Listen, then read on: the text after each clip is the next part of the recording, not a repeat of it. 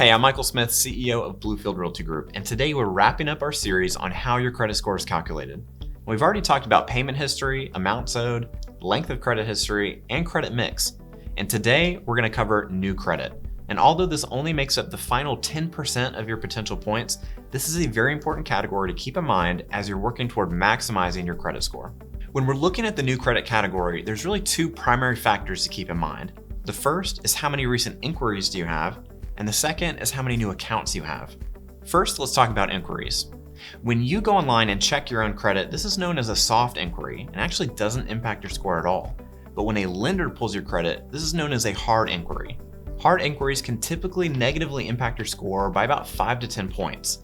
And inquiries will stay on your credit report for 2 years, but they'll only impact your score for 1 year. Now, an inquiry from last week is likely to hurt you more than an inquiry from 6 months ago, because when the lender first pulls your credit and you lose those points, you're going to slowly regain them over the course of a year. Now, it's also really important to keep in mind that the algorithm does allow for what we call rate shopping. A lot of people are afraid to have multiple different lenders pull their credit while they're shopping for a mortgage because they think each of those inquiries is going to hurt their credit score. But in reality, if you have, let's say, 3 or 4 different mortgage companies all pull your credit within a 30 or 45-day window, the credit score is going to look at that as if it was only one inquiry. Next, let's talk about new accounts.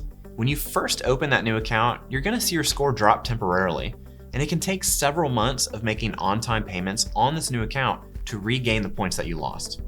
And someone who recently opened 3 or 4 new accounts is going to take more of a hit than someone who just opened 1 new account recently. That's because when you open several new accounts within a short period of time, this can present a risk to someone who's not used to handling that many payments. This has been a brief overview of new credit and how it impacts your score. This was the 5th and final category that's taken into account when determining your score. If you missed any of the previous 4 videos, you can find them at bluefieldgroup.com/credit.